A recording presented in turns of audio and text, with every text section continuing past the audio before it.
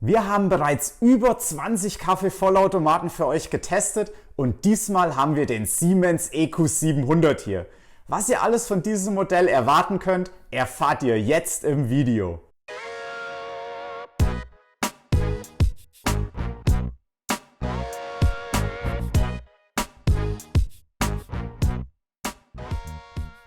Der EQ700 ist eines der neuesten Modelle von Siemens und Nachfolger des beliebten EQ6, den wir vor gut einem Jahr für euch getestet haben. Mit seinem 5 Zoll großen Touch-Display ist er jetzt ein ganzes Stück moderner als sein Vorgänger und kann zusätzlich auch per App gesteuert werden. Für unsere Tests nutzen wir übrigens immer die gleichen Kaffeebohnen, damit alle Geräte die gleichen Voraussetzungen haben. Wir kaufen auch alle Vollautomaten selbst, weil wir euch eine möglichst objektive Einschätzung geben wollen. Wir starten beim Bohnenfach. Hier passen rund 350 Gramm Kaffeebohnen hinein, die für ungefähr 40 Getränke reichen. Das ist im Vergleich zu anderen Vollautomaten recht viel. Ihr seht, meine Bohnen reichen gar nicht aus, um es komplett aufzufüllen. Übrigens erscheint ein Hinweis im Display, sobald das Fach leer ist. Einen Schacht für gemahlenes Kaffeepulver gibt es nicht. Der ist doch immer relativ schwer sauber zu halten und Kaffeepulverreste in Kombination mit aufsteigender Feuchtigkeit könnten zu Schimmel führen. Daher habt ihr hier nur eine Klappe für Reinigungstabletten. Gut gefällt uns der abgedunkelte Deckel mit umlaufender Gummidichtung. So werden eure Kaffeebohnen gut vor Licht und Luft geschützt und ihr Aroma bleibt bestmöglich erhalten. Der Wassertank ist auf der rechten Seite. Wenn ihr den Deckel abnehmt, könnt ihr ihn über diesen integrierten Griff zu euch nach vorne holen. Danach könnt ihr ihn einfach unterm Wasserhahn auffüllen. Es passen übrigens bis zu 2,4 Liter hinein, die für ungefähr 20 Getränke reichen. Auch das ist im Vergleich zu anderen Vollautomaten relativ viel. Der EQ700 eignet sich daher ideal für Familien und Haushalte, die viele Getränke beziehen wollen. Alternativ könnt ihr den Wassertank natürlich auch direkt am Vollautomaten auffüllen. Sobald wir das Gerät einschalten, heizt es sich auf und spült die Leitung mit heißem Wasser durch. Der EQ700 gehört definitiv zu den schnellsten Vollautomaten, denn nach rund 40 Sekunden können wir auch schon das erste Getränk beziehen. Über dieses Touch-Display bedient ihr den Vollautomaten. Hier seht ihr alle Getränke, die ihr zubereiten könnt. Espresso, Kaffee Crema, Kaffee Grande, also eine große Tasse Kaffee, Cappuccino, Latte Macchiato, Milchkaffee, einfach nur Milchschaum, warme Milch und zu guter Letzt heißes Wasser für Tee. Unter Coffee World findet ihr noch weitere Getränke wie Ristretto, Flat White oder den Americano. Insgesamt habt ihr 15 Getränke direkt am Gerät. Über die Home Connect App habt ihr sogar 33 Getränke zur Auswahl. Wenn ihr ein Getränk auswählt, könnt ihr noch verschiedene Einstellungen vornehmen. Die Kaffeestärke könnt ihr zum Beispiel in 4 Stufen anpassen. Je höher die Stufe, desto mehr Kaffeepulver verwendet der Vollautomat und desto intensiver wird euer Getränk. Auf Stufe 4 erhaltet ihr einen sogenannten Double Shot. Dabei wird das Kaffeepulver auf 2 Kaffeepucks aufgeteilt. Dadurch wird euer Getränk intensiv und besonders aromatisch und hat gleichzeitig wenige Bitterstoffe. Als nächstes könnt ihr die Getränkemenge einstellen. Hier habt ihr ebenfalls 4 Stufen mit konkreten Milliliterangaben. Dies sind je nach Getränk unterschiedlich, wie ihr gleich noch sehen werdet. Als letztes könnt ihr noch das sogenannte Aroma einstellen, von mild bis markant. Hier wussten wir anfangs nicht so genau, was gemeint ist. Nach mehreren Tests ist uns aufgefallen, dass ihr damit die Brühdauer steuern könnt. Das heißt, wie lange das Wasser Kontakt mit dem Kaffeepulver hat. Je länger die Kontaktzeit, desto stärker wird euer Getränk. Dadurch habt ihr noch mehr Möglichkeiten beim Geschmack zu experimentieren. Für den besten Geschmack solltet ihr außerdem den optimalen Mahlgrad einstellen. Den Mahlwerkregler findet ihr im Bohnenfach. Hier habt ihr 6 Stufen zur Auswahl. Je kleiner der Punkt, desto feiner werden die Bohnen gemahlen. Wir haben mit Mahlgrad Stufe 2 die besten Ergebnisse erzielt. Hier werden die Kaffeebohnen gleichmäßig und fein gemahlen. Ihr solltet den Mahlgrad nur während des Mahlvorgangs durch Drehen des Reglers anpassen. Denn wenn das Mahlwerk in Bewegung ist, verklemmt auch nichts. Wie immer wollen wir als erstes einen Espresso beziehen. Dazu stellen wir den Kaffeeauslass bis ganz nach unten und positionieren unsere Tasse. Die Kaffeestärke stellen wir auf stark, denn wir wollen einen kräftigen Espresso. Bei der Getränkemenge empfehlen wir euch maximal 40 Milliliter. Das Aroma belassen wir auf ausgewogen und starten den Bezug.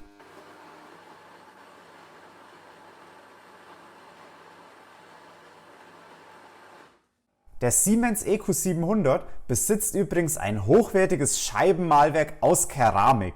Mit einer durchschnittlichen Lautstärke von gerade einmal 61 Dezibel ist es eines der leisesten Mahlwerke, die wir bislang getestet haben. Wer also einen besonders leisen Vollautomaten sucht, sollte sich auf jeden Fall die neueren Siemens-Geräte anschauen. Nach 46 Sekunden ist der Espresso fertig. Wir messen 68 Grad. Perfekt! Wenn euch das noch nicht heiß genug ist, könnt ihr in den Getränkeeinstellungen die Temperatur noch auf maximal stellen. Ihr seht, ihr habt hier insgesamt 3 Stufen zur Auswahl. Wir haben übrigens alle Getränke auf der mittleren Stufe bezogen. Der Espresso hat eine dichte Crema. Sie ist feinporig und haselnussbraun, genau wie es sein muss.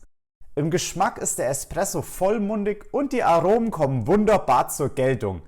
Definitiv einer der besten Espresso, die wir bislang aus einem Vollautomaten bezogen haben. Wenn euch das Video gefällt, dann klickt jetzt den Like-Button, weil es dann noch mehr Leuten angezeigt wird und ihr unsere Arbeit damit unterstützen könnt. Dankeschön.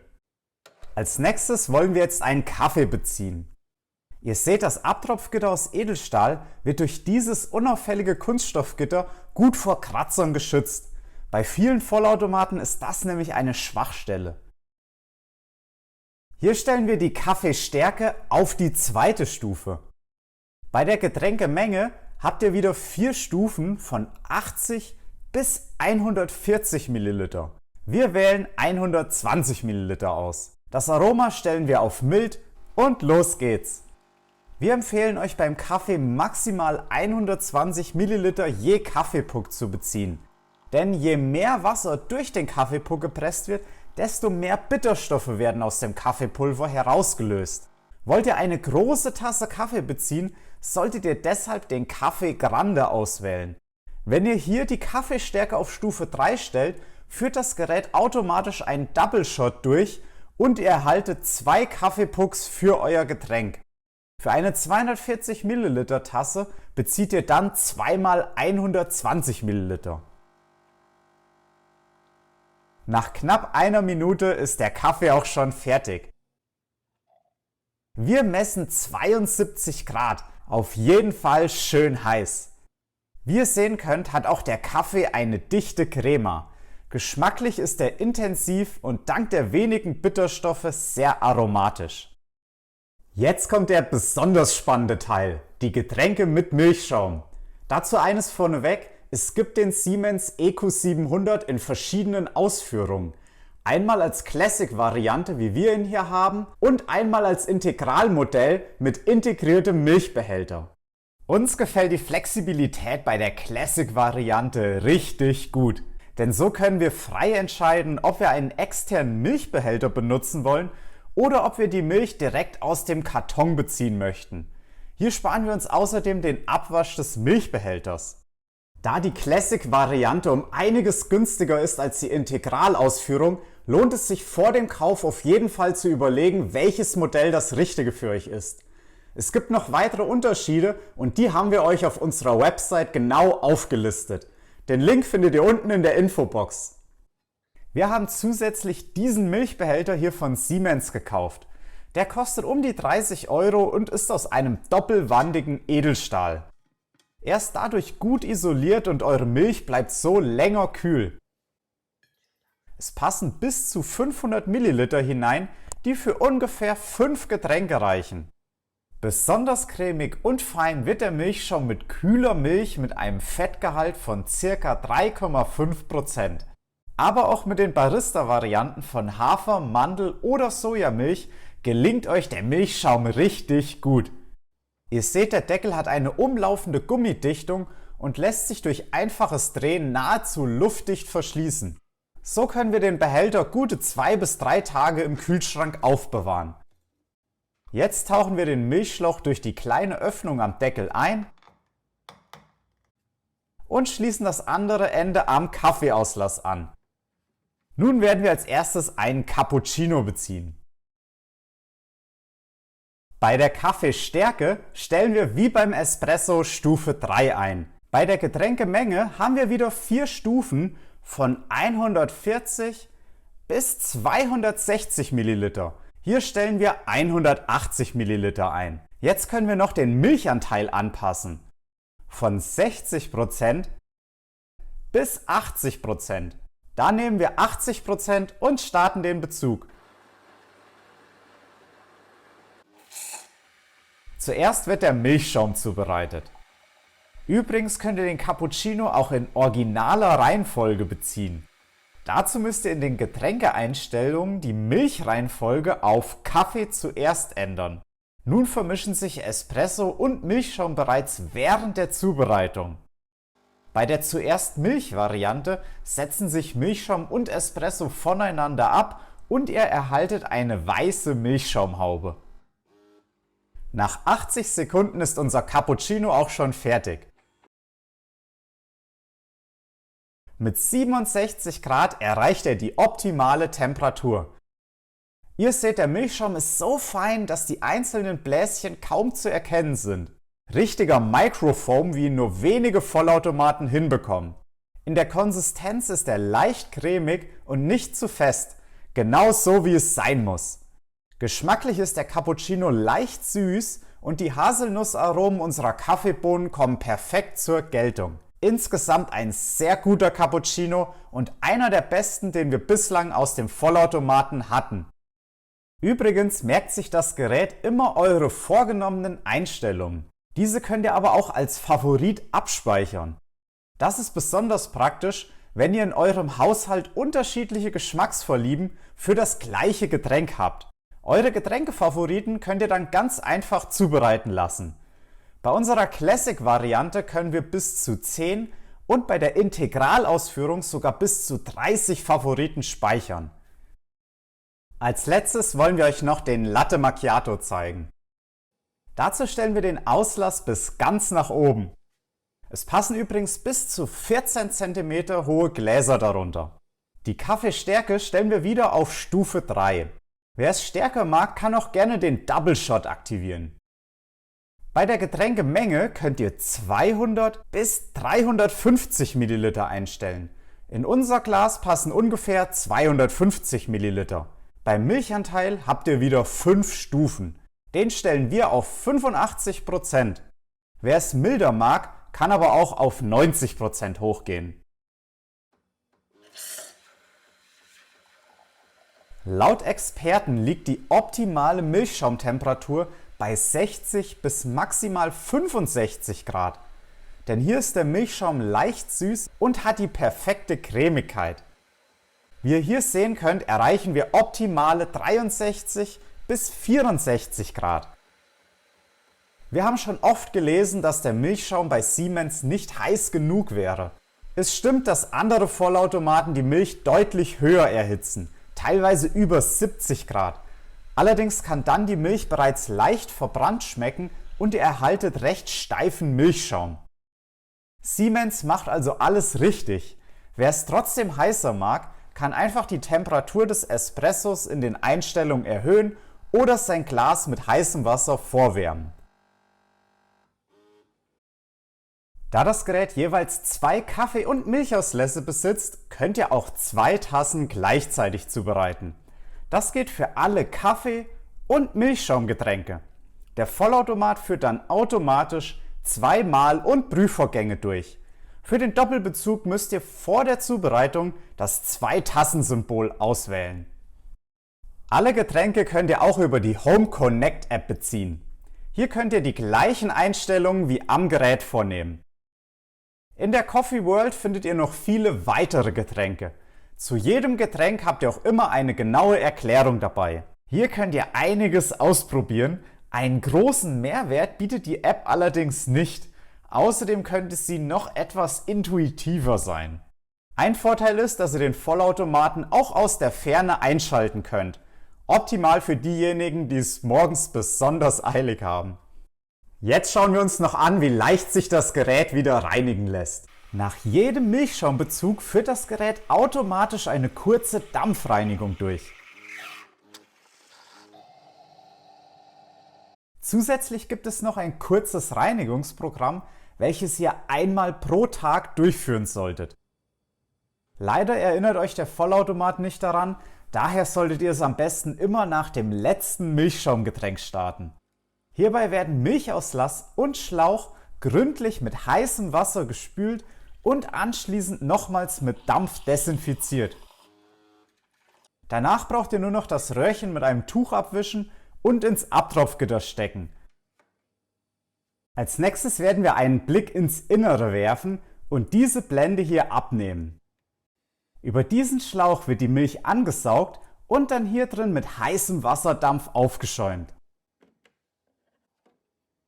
Der Wasserdampf kommt hier raus, aber die Milch befindet sich immer nur in diesem Adapter und gelangt gar nicht erst ins Innere des Vollautomaten. Was die Hygiene betrifft, ist das ein großer Vorteil. Einmal wöchentlich solltet ihr den Adapter komplett entnehmen und in seine Einzelteile zerlegen. Die könnt ihr dann zusammen mit dem Milchschlauch einfach in die Spülmaschine packen. Wenn der Kaffeesatzbehälter oder die Tropfschale voll ist, erscheint ein Hinweis im Display. Das ist nach ungefähr 7 Getränken der Fall. Dann zieht ihr die Behälter einfach nach vorne heraus. Hier drin landen die Kaffeepucks. Wie ihr seht, sind die Pucks sauber gepresst und trocken. Die Brühgruppe leistet also gute Arbeit. Hier drunter befindet sich noch die Tropfschale. Darin landet das Wasser der Spülvorgänge, welches ihr dank der länglichen Form ganz leicht auskippen könnt. Die Kaffeepucks entsorgt ihr am besten über den Biomüll. Laut Anleitung sollt ihr beide Behälter täglich reinigen. Es reicht aber aus, wenn ihr sie täglich entleert und 1- bis 2-mal pro Woche dann gründlich spült. Wenn ihr wollt, könnt ihr sie auch in die Spülmaschine legen. Ein weiteres wichtiges Thema ist die Reinigung der Brühgruppe. Über das Display könnt ihr euch sogar eine kurze Anleitung dazu anzeigen lassen. Das ist schon eine praktische Hilfe. Wenn ihr die Abdeckung entfernt habt, könnt ihr die Brühgruppe mit nur einem Handgriff herausnehmen. Wie ihr sehen könnt, sind ein paar Kaffeereste zu finden. Hauptsächlich hier oben an diesem kleinen Trichter und hier unten in der Brühkammer. Das ist aber alles ganz normal und bei jedem Vollautomaten so. Daher solltet ihr die Brühgruppe einmal pro Woche mit warmem Wasser abspülen. Insgesamt beträgt der wöchentliche Aufwand für die Reinigung höchstens 15 Minuten. Der Vollautomat lässt sich also leicht sauber halten. Außerdem gibt es noch ein gründliches Reinigungsprogramm mit speziellen Reinigungstabletten. Hier bekommt ihr über das Display immer genau erklärt, was ihr zu tun habt. Zum Entkalken gibt es ebenfalls ein automatisches Programm, durch das ihr Schritt für Schritt geführt werdet. Entkalken müsst ihr übrigens nach ca. 200 bis 1000 Tassen, je nachdem wie hart oder weich das Wasser bei euch ist. Die Wasserhärte könnt ihr am Vollautomaten einstellen. Wenn ihr einen Wasserfilter benutzt, verlängert sich der Zeitraum nochmal deutlich. Bei uns von 450 auf 1100 Tassen. Alle Reinigungsprogramme führen wir euch in separaten Videos vor und geben euch zusätzliche Tipps zur Reinigung und Pflege. Die Links findet ihr in der Infobox. Alle Vor- und Nachteile des Siemens EQ700 fassen wir euch jetzt nochmal kurz zusammen. Siemens hat es geschafft, unseren bisherigen Favoriten, den EQ6 Plus, nochmal zu verbessern und ihm eine modernere Optik zu verleihen. Alle Getränke sind ohne Ausnahme auf einem hohen Niveau. Der Espresso ist sehr intensiv und der Milchschaum extrem fein. Außerdem könnt ihr alle Getränke im Doppelbezug zubereiten. Der Vollautomat ist besonders einfach in der Handhabung und alles wirkt sehr durchdacht. Über das große Touch-Display könnt ihr die Getränke mit wenigen Klicks nach euren Wünschen anpassen. Uns gefällt besonders gut, dass ab Kaffeestärke Stufe 4 automatisch 2 Kaffeepucks pro Getränk verwendet werden. Das sorgt für viel Intensität und weniger Bitterstoffe. Alle Getränkeeinstellungen könnt ihr auch über die Home Connect App vornehmen. Allerdings könnte die etwas intuitiver sein und manchmal wird die Verbindung nur recht langsam hergestellt. Dafür könnt ihr im Vergleich zum EQ6 Plus hier sogar die Brühdauer anpassen, also die Kontaktzeit zwischen Wasser und Kaffeepulver. Außerdem könnt ihr euren Cappuccino klassisch italienisch zubereiten, indem ihr die Reihenfolge von Milch und Espresso ändert. Den Milchanteil könnt ihr in 5 Stufen einstellen. Das gewünschte Verhältnis wird dann auch bei unterschiedlich großen Tassen automatisch beibehalten. Noch genauere Einstellungen könnt ihr nur mit dem EQ900 vornehmen, den wir als nächstes für euch testen werden. Wie schon beim Vorgänger überzeugt uns Siemens auch beim EQ700 mit einer hohen Qualität. Alle Einzelteile sind robust und genau verarbeitet. Das Scheibenmahlwerk aus Keramik ist mit ca. 61 Dezibel übrigens das leiseste aller 22 Vollautomaten, die wir bislang getestet haben. Außerdem gibt es viele gründliche Reinigungsprogramme, wobei uns besonders die einfache Reinigung des Milchsystems gefällt. Neben dem gesamten Milchsystem dürfen auch die Tropfschalen in die Spülmaschine. Diese sind übrigens bewusst klein gehalten, damit ihr sie täglich ausleert und abspült. Siemens legt großen Wert auf Hygiene. Daher gibt es auch kein Kaffeepulverfach und die Brühgruppe wurde optimiert. Aufgrund der durchweg sehr guten Getränke, dem angenehm leisen Mahlwerk und dem modernen Design empfehlen wir den Siemens EQ700 allen Pärchen, Familien und Genießern mit hohen Ansprüchen an Geschmack und Qualität. Wenn ihr noch mehr über den Siemens EQ700 erfahren wollt, schaut euch jetzt den ausführlichen Testbericht auf unserer Website an. Dort erfahrt ihr auch, wie dieses Modell im Vergleich zu anderen Vollautomaten abschneidet.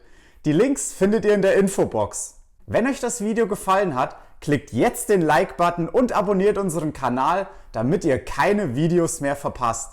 Macht uns auch gerne einen Vorschlag, welchen Vollautomaten wir als nächstes für euch testen sollen. Bis zum nächsten Mal, euer Patrick von den Coffee Tasters.